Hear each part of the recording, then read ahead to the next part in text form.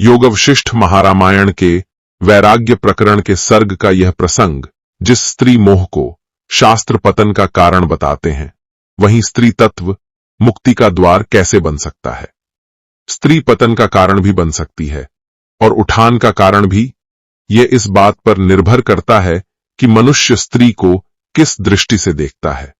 जब संसार के आकर्षणों में उलझा हुआ मन दिशाहीन होकर भटकता है, तब स्वाभाविक रूप से वह उन विषयों में आसक्त हो जाता है जो क्षणिक सुख का भ्रम तो देते हैं, पर अंत में दुख का बीज बनकर ही उगते हैं।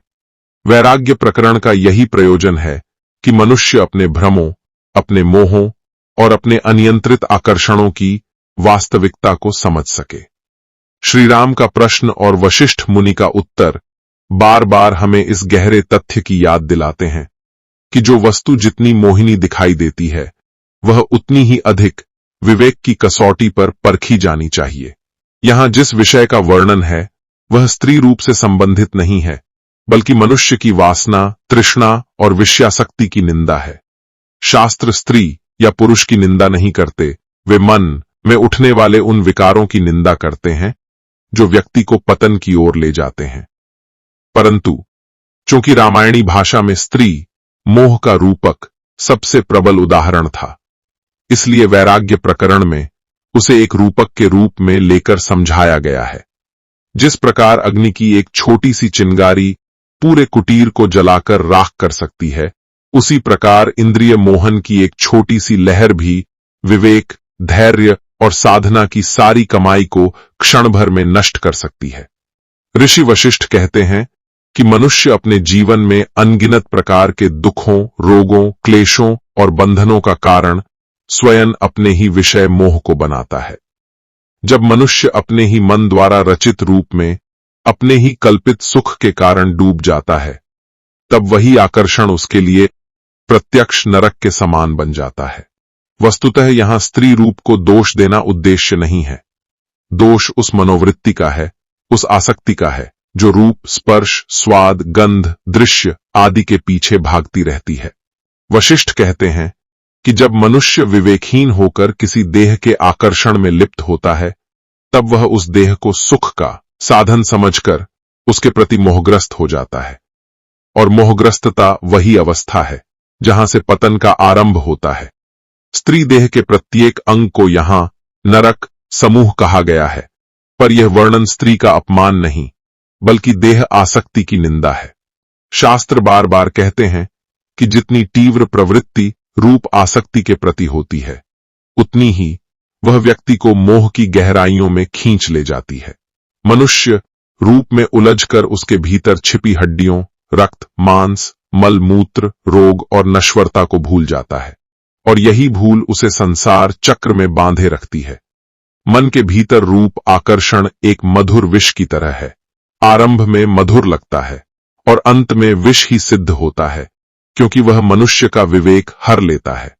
वशिष्ठ कहते हैं कि विषय आसक्ति से अधिक प्रबल बंधन जगत में कोई नहीं। ये बंधन डोरों से नहीं बनते, ये बनते हैं कल्पनाओं से, इच्छाओं से, अपेक्षाओं से और मन की अपूर्ण कामनाओं से। जब कोई व्यक्ति किसी रूप के प्रति अत्यधिक आकृष्ट हो जाता है, तब वह उस रूप को सुख, आनंद और पूर्णता का एकमात्र स्रोत मान लेता है। यही मानसिक भ्रांति मनुष्य को भीतर से खोखला कर देती है। जब मोह बढ़ता है, तब बुद्धि क्षीण हो जाती है। बुद्धि क्षीण होती है तो निर्णय शक्ति नष्ट हो जाती है। निर्णय शक्ति नष्ट होती है तो मनुष्य उस मार्ग पर चल पड़ता है जहां दुख ही दुख है और क्लेश ही क्लेश।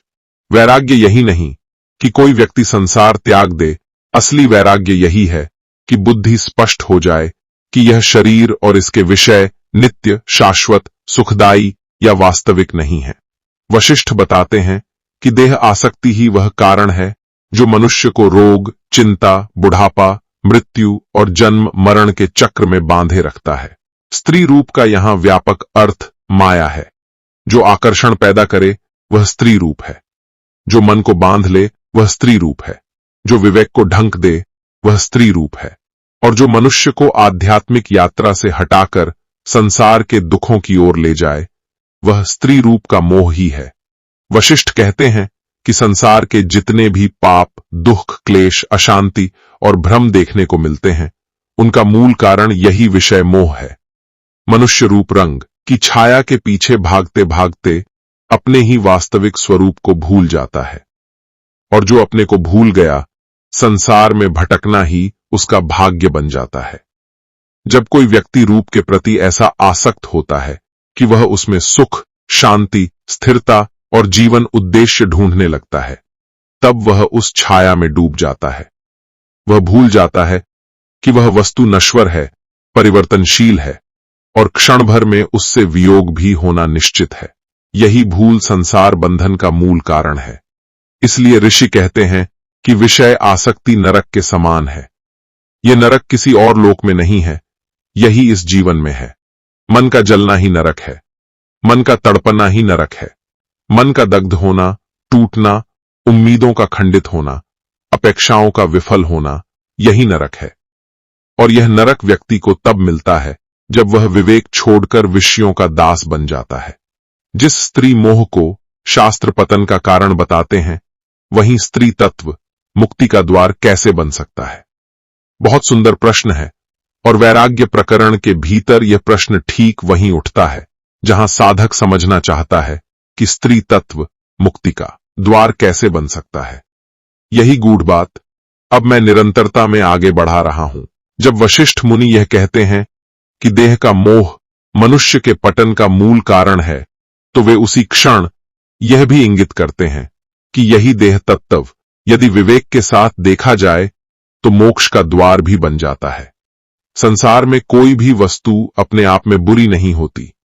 बुरी केवल मन की वह वृत्ति होती है जो उससे आसक्त होकर उसको सुख का आधार मान लेती है। यही कारण है कि जहां विषय आसक्ति बंधन बनती है, वहीं विषयों का यथार्थ दर्शन मुक्ति का साधन बन जाता है। स्त्री का तत्व केवल देह से नहीं जाना जाता। वह आध्या शक्ति का रूप है, वह प्रकृति है, वह सृष्टि की गति है, वह माया भी है और मुक्ति का द्वार भी। वही शक्ति जब मोह बनती है तो संसार रचती है, और वही शक्ति जब विवेक बनती है तो आत्मज्ञान कराती है।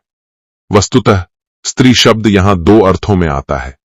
पहला, देह का रूप जो नश्वर है, क्षणिक है और जिसकी आसक्ति दुख का कारण बनती है। दूसरा, आदिशक्ति जो मनुष्य को भीतर की ओर मोड़ती है, साधना देती है, तप का संबल देती है और आत्मज्ञान का द्वार खोलती है। इसलिए शास्त्र कहते हैं कि स्त्री पतन का कारण भी बन सकती है और उठान का कारण भी। यह इस बात पर निर्भर करता है कि मनुष्य स्त्री को किस दृष्टि से देखता है। यदि वह उसे शरीर के रूप में देखता है, तब वह मोह बन जाती है। यदि वह उसे शक्ति के रूप में देखता है, तब वह मुक्ति बन जाती है। जब मनुष्य यह देख लेता है कि रूप देह नश्वर है, न टिकने वाली है, न स्थायी सुख देने वाली है, तभी उसकी बुद्धि जागृत होने लगती है। और यही जागृति मुक्ति का द्वार है। क्योंकि जो वस्तु नाशवान है, उसे नाशवान मान लेना ही वास्तविक विवेक है। और विवेक ही वो दीपक है जिसके सहारे आत्मा का मार्ग दिखाई देता है। स्त्री का रूप जब इस विवेक को जगाता है कि यह देह केवल क्षणिक पदार्थ है, जिसकी आकर्षकता भीतर के हड्डियों, रक्त, मल, मूत्र और रोगों से ढकी हुई है, तब साधक इस आकर्षण के पार देखने लगता है। ये पार देखना ही मुक्ति के आरंभ का क्षण है। जब वह पार देखने लगता है, तब वह समझता है कि देह चाहे स्त्री की हो या पुरुष की, सब समान है, नश्वर, क्षणभंगुर, परिवर्तनशील। इस दृष्टि से देखने पर उससे मोह नहीं बनता, उसके प्रति सम्मान रहता है, करुणा रहती है, पर आसक्ति नहीं रहती। यही आसक्ति का टूटना ही ब्रह्मज्ञान की यात्रा का पहला दरवाजा है। स्त्री मोह का नाश तभी होता है जब साधक देह के भीतर आत्मा को देखना सीख जाता है। तब स्त्री देह उसे भगवान की माया दिखाई देती है, जो जगत को चलाने के लिए एक अद्भुत लीला की तरह प्रकट हुई है। जो शक्ति संसार चला रही है, वही शक्ति साधना की सामर्थ्य भी देती है। इस प्रकार स्त्री तत्व आत्मज्ञान का आधार बन जाता है। जैसे अग्नि भोजन पकाने में भी काम आती है और घर जलाने में भी, वैसे ही स्त्री तत्व मनुष्य के विवेक पर निर्भर करता है कि वह उसे क्या बनाता है, बंधन या मुक्ति।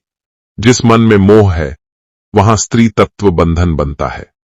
जिस मन में विवेक है वहां स्त्री तत्व शुद्ध शक्ति बनकर आत्मज्ञान का प्रकाश दिखाता है। जब कोई साधक यह समझ लेता है कि संसार में कुछ भी स्थायी नहीं, तब वह भीतर की ओर लौटता है। उस लौटने की यात्रा में प्रकृति उसका मार्गदर्शन करती है और स्त्री प्रकृति का सबसे प्रमुख रूप है। वह प्रेम का स्रोत है, करुणा का स्रोत है, धैर्य, त्याग और शांति का स्रोत है। जब साधक इन गुणों को समझता है तभी वह जानता है कि स्त्री भीतर सोई हुई शक्ति का बाहरी रूप है। जो शक्ति बाहर है वही भीतर है। बाहरी रूप देखकर यदि मन उलझा तो पतन, उसी रूप को शक्ति मानकर भीतर जागरण किया तो मुक्ति। इसलिए वशिष्ठ मुनि कहते हैं कि देह को मोह के रूप में देखोगे तो वह नरक बन जाएगी, और देह को प्रकृति की लीला मानकर देखोगे तो वही देह तुम्हें संसार की असारता दिखाकर मोक्ष का कारण बन जाएगी। स्त्री तत्व मुक्ति का द्वार इसीलिए बनता है क्योंकि वह साधक को यह याद दिलाता है कि यह सारा संसार आकर्षक दिखने वाला जाल मात्र है। जब आकर्षण टूटता है तब साधक सहज ही अपने आत्मस्वरूप की ओर लौटता है। स्त्री तत्व ही वह दर्पण है जिसमें साधक अपने भीतर के आसक्ति रूपी धूल को देख सकता है। जब यह धूल दिखाई दे जाती है तब उसे साफ भी किया जा सकता है। यही धूल का दिख जाना मुक्ति की पहली सीढ़ी है। स्त्री तत्व दो रूपों में साधक के सामने आता है। एक रूप मोह पैदा करता है, दूसरा रूप ज्ञान पैदा करता है। मोह वाला रूप देह आकर्षण है और ज्ञान वाला रूप दिव्य शक्ति का एहसास। जब साधक देह को देह समझता है और शक्ति को शक्ति समझता है तब उसकी दृष्टि शुद्ध हो जाती है। शुद्ध दृष्टि ही आत्मज्ञान की पहली कुंजी है। अब इस सत्संग की धारा को वहीं से आगे बढ़ाते हैं जहां यह प्रश्न और भी गहरा हो जाता है कि स्त्री तत्व मनुष्य के लिए बंधन कैसे बनता है और वही तत्व मोक्ष का कारण कैसे हो सकता है। यह समझ केवल शब्दों में नहीं आती, यह मन की परतें खोलकर आती है। अब हम उन्हीं परतों को एक एक करके खोलते हैं। जब मनुष्य संसार में उतरता है तब उसका पहला अनुभव देह होता है। यही देह आनंद भी देती है और यही देह दुख का कारण भी बनती है। इसी देह में जन्म है, इसी में रोग है, इसी में वासना है और इसी में मृत्यु भी छिपी है। इसलिए वशिष्ठ मुनि कहते हैं कि देह मोह का घर भी है और जागरण का दीपक भी। देह को कौन सी दृष्टि से देखते हैं यही तय करता है कि यात्रा बंधन की है या मुक्ति की। स्त्री के प्रति यह अच्छाई बुराई का भाव भी मूलतः मन के संस्कारों पर निर्भर करता है। साधारण मन स्त्री को वस्तु के रूप में देखता है, आसक्ति के रूप में देखता है, भोग की वस्तु समझता है, तब वह पतन का मार्ग बनती है। क्योंकि वहां देखने वाला अंधा है, दोष स्त्री में नहीं दृष्टि में है। अंधी दृष्टि किसी भी वस्तु को बंधन बना सकती है, धन को, भोजन को, राजसत्ता को, विद्या को, यहां तक कि धर्म को भी। फिर स्त्री क्यों अपवाद होगी? अंधी दृष्टि स्त्री को नरक का कारण कहती है और जागृत दृष्टि उसी स्त्री को शक्ति का स्रोत कहती है। इसीलिए शास्त्रों में उसे माया भी कहा गया है और माता भी, मोह भी कहा गया है और मुक्ति भी। ये विरोधाभास नहीं है, ये मन की दो अवस्थाएं हैं। जिस मन में वासना है वहां स्त्री वासना का कारण बनती है। जिस मन में विवेक है वहां स्त्री करुणा और शक्ति का रूप बनती है। जिस मन में भोग है वहां स्त्री भोग का आवरण बनती है। जिस मन में साधना है वहां स्त्री साधना का आधार बनती है। जब साधक स्त्री तत्व को प्रकृति के रूप में देखता है तब वह समझता है कि शक्ति बिना संसार का एक क्षण भी नहीं चल सकता। शक्ति न हो तो सृष्टि का विस्तार रुक जाए, पालन रुक जाए, जीवन रुक जाए। वही शक्ति माता बनकर संसार को जन्म देती है। वही शक्ति गुरु बनकर ज्ञान देती है। वही शक्ति करुणा बनकर संसार को संभालती है। यही कारण है कि शक्ति को नारी कहा गया, जो नर यानी जीव को पोषण देने वाली है। अब प्रश्न यह उठता है कि फिर शास्त्र स्त्री मोह को पतन का कारण क्यों कहते हैं? क्योंकि यहां स्त्री से तात्पर्य देह नहीं, देह आसक्ति है। यह आसक्ति नरक बनती है। देह तो भगवान की रचना है, वह दोषपूर्ण कैसे हो सकती है? दोष तो उस दृष्टि में है जो देह में नश्वरता न देखकर उसमें स्थायी सुख ढूंढती है, जो देह को साधन न मानकर लक्ष्य मान लेती है, जो रूप में रस खोजती है पर उस रूप के पीछे छिपी नश्वरता को नहीं देख पाती। यही वह मोह है जो साधक को पतन की ओर ले जाता है। जब वही साधक इस नश्वरता को पहचान लेता है, तब उसकी दृष्टि स्वाभाविक रूप से बदल जाती है। वह स्त्री के रूप में आकर्षण नहीं देखता, वह उसके भीतर शक्ति, सौम्यता, निर्मलता, प्रेम और करुणा की धारा देखता है। यही धारा उसके मन को पावन बनाती है। स्त्री के इस स्वरूप को देखकर मन को यह स्मरण होता है कि जगत का मूल ब्रह्म है और उसी ब्रह्म का बाहरी रूप प्रकृति है। प्रकृति के प्रति सम्मान, प्रेम और कृतज्ञता मन को पवित्र बनाती है। पवित्र मन ही आत्मज्ञान का पात्र होता है। वशिष्ठ मुनि कहते हैं कि जब मन स्त्री को देह के रूप में नहीं बल्कि प्रकृति की शक्ति के रूप में देखना सीख लेता है, तब वही स्त्री मन की विकृतियों को उजागर करती है। वह दर्पण बन जाती है जिसमें मनुष्य अपनी वासना, अपनी आकांक्षाएं, अपना मोह, अपना स्वार्थ सब कुछ साफ साफ देख पाता है। जब यह सब दिखाई दे जाता है, तब साधक उसे छोड़ने लगता है। संसार में सबसे शक्तिशाली गुरु वह है जो आपके भीतर की अशुद्धियों को पहचानने में आपकी सहायता करे। स्त्री तत्व यही भूमिका निभाता है। वह मन को हर पल यह याद दिलाता है कि आकर्षण क्षणिक है, रूप नश्वर है, शरीर का सौंदर्य पवन के समान क्षण में मिट जाता है, और जो मिटने वाला है उसे पकड़कर जीवन कैसे चलता रहेगा। यही जागृति उसे आत्मा की ओर मोड़ने लगती है, और जब साधक आत्मा की ओर मुड़ता है, तब स्त्री मोह का कारण नहीं रहती। वह तब शक्ति बनती है, सहयोगी बनती है, प्रेरणा बनती है। वेदों में शक्ति और शिव को एक दूसरे से अलग नहीं माना गया। शिव स्वयं मृत समान माने जाते हैं यदि शक्ति न हो। इसका अर्थ है कि ऊर्जा के बिना चेतना प्रकट नहीं होती। स्त्री तत्व उसी ऊर्जा का बाहरी रूप है। यह समझ लेना ही मुक्ति है, क्योंकि जहां ऊर्जा को देवत्व में देखा जाता है, वहां वासना स्वयं ही मिट जाती है। वासना मिटते ही मन मुक्त होने लगता है। मन मुक्त हुआ तो आत्मा के दर्शन सहज हो जाते हैं। स्त्री तब मुक्ति का द्वार बन जाती है जब साधक उसे देह नहीं, देह के पार की सृष्टि शक्ति के रूप में देखता है। जब वह आकर्षण में नहीं उलझता, पर भीतर की करुणा, मातृत्व और प्रेम को पहचानता है। जब वह देह को बंधन नहीं मानता, पर उसकी असारता को समझकर जगत की क्षणभंगुरता का बोध प्राप्त करता है। यही बोध ही आत्मज्ञान का सूर्योदय है। और जब आत्मज्ञान जागता है, तब देह की सीमाएं टूटती हैं, मन की वासनाएं नष्ट होने लगती हैं, और साधक इस सत्य को पहचान लेता है कि वह स्वयं भी उसी ब्रह्म का अंश है जो सर्वत्र है। तब न वह स्त्री से डरे, न आसक्त हो, न दूर भागे, न मोह में पड़े। वह उसे ईश्वर की ऊर्जा के रूप में देखता है। देखना बदलते ही जीवन बदल जाता है। यही बदलना मुक्ति है। अंत में यही समझ में आता है कि शास्त्र स्त्री रूप की निंदा नहीं करते, वे देह आसक्ति की निंदा करते हैं। वे उस मोह की निंदा करते हैं जो व्यक्ति को विवेकहीन बना देता है। वशिष्ठ मुनि का प्रयोजन केवल इतना है कि मनुष्य रूप के पीछे छिपे हुए सत्य को देख सके। जब वह सत्य को देख लेता है, तब संसार उसके लिए बंधन नहीं रह जाता, देह उसके लिए मोह का कारण नहीं रहता, और जीवन उसके लिए दुख का क्षेत्र नहीं बल्कि मुक्त जीवन यात्रा बन जाता है। और जब यह समझ स्थिर हो जाती है, तब साधक अनुभव करता है कि जीवन का उद्देश्य शरीर आनंद नहीं बल्कि आत्मा की पूर्णता है। देह आसक्ति को जितना कम करेंगे, मन उतना ही हल्का होगा और आत्मा उतनी ही प्रकट होगी। यही इस सर्ग का विस्तृत संदेश है और यही उसका आत्म प्रकाश। यही इस सर्ग का गूढ़ संदेश है और यही इसका सरल, मधुर और कल्याणकारी समापन।